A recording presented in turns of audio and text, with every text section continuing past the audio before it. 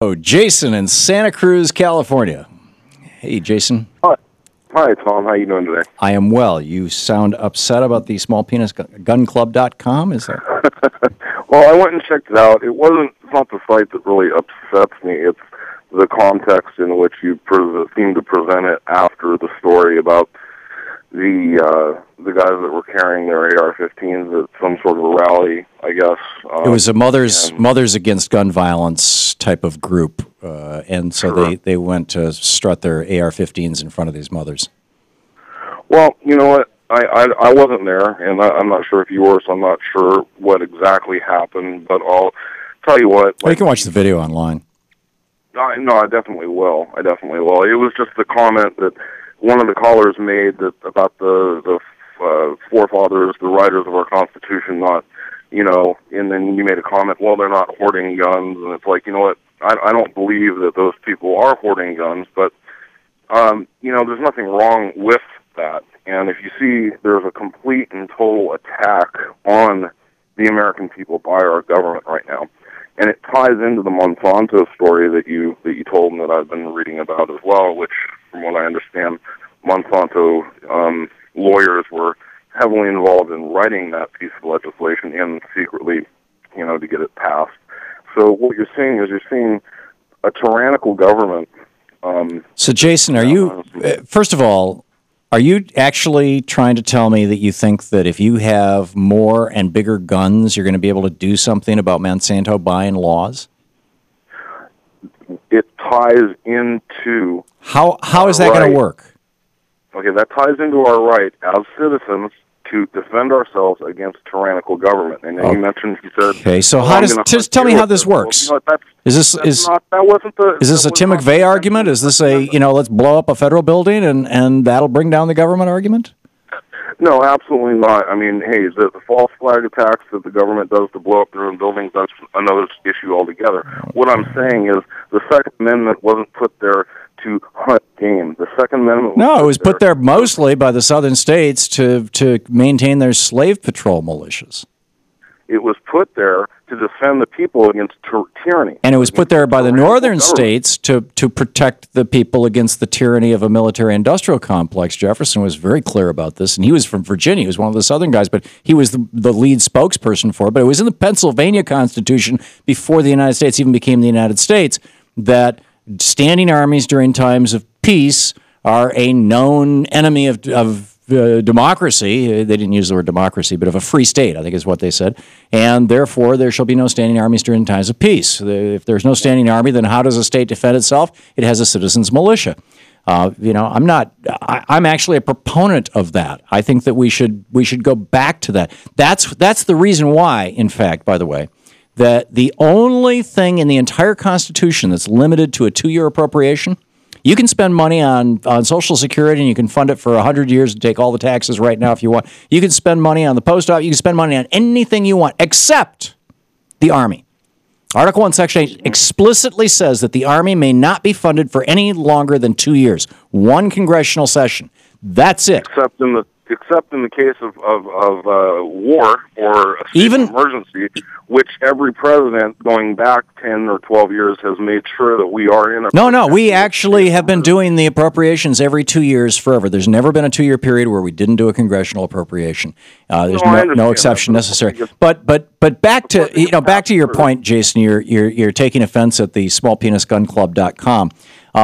Well, I'm taking offense at how you presented it. Like anybody that has a gun or has a rifle, not saying thinks that they're making up with a small penis by having a big gun, and it's like you know what? If I'm going to defend my family against anybody, threats foreign and domestic, I want to have what they're going to have coming at me. So you want to, and I have a right to have. You want a tank? And you know what? If that's what it takes to defend myself against tyranny, then absolutely. You know what? That's what it was for. It's for defense against tyranny. And if you look at... So, Jason, you would go out and buy a tank. I mean, a tank seems a little extreme. How about in the middle ground? Actually, I suppose they're even more destructive, like a shoulder-fired rocket launcher, surface-to-air missile. I mean, these are arms. They're arms that can be carried by a single person. You don't even need to prop them on the ground, so it's not like it doesn't fall into the category of cannonry, which a tank I think would.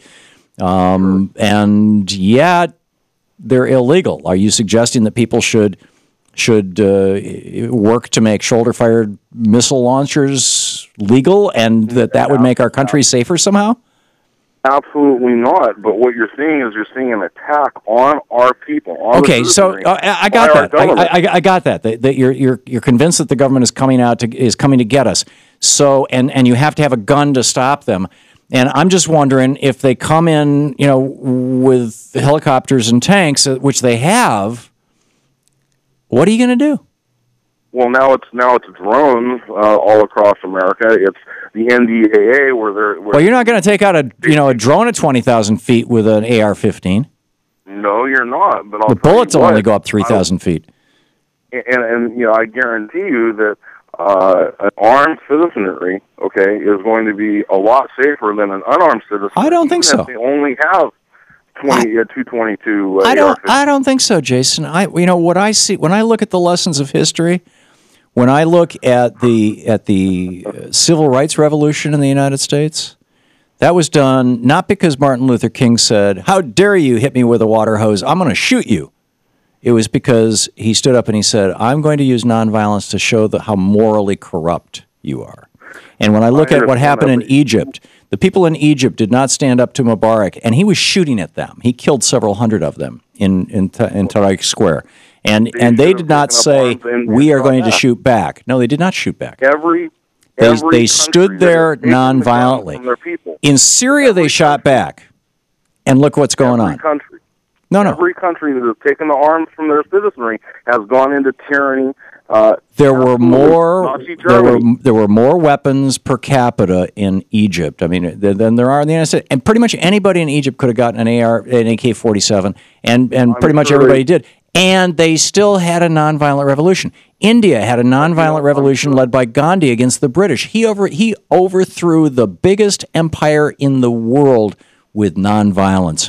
Now, I don't see any cases, Jason, where a band of armed patriots has successfully overthrown a despotic government. Can you name one for me?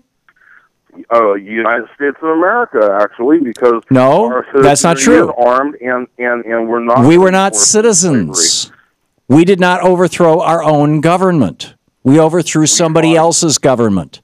Yeah, we declared our independence. We fought against the British, and we ejected an occupier, which is what the Iraqis have done to us, and what the Afghans want to do with us.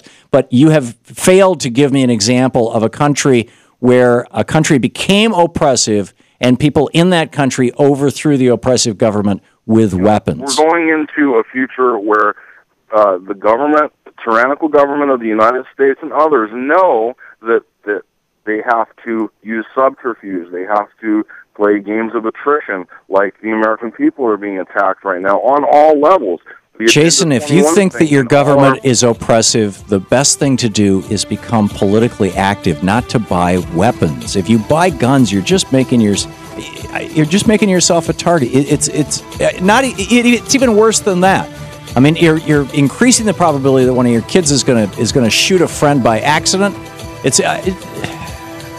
I guess I'll just stop blithering here. Jason, thank you for the call and the thoughtful conversation. This is the Thom Hartmann Program. And still, the mystery remains. Where did this come from today? Smallpenisgunclub.com? Really?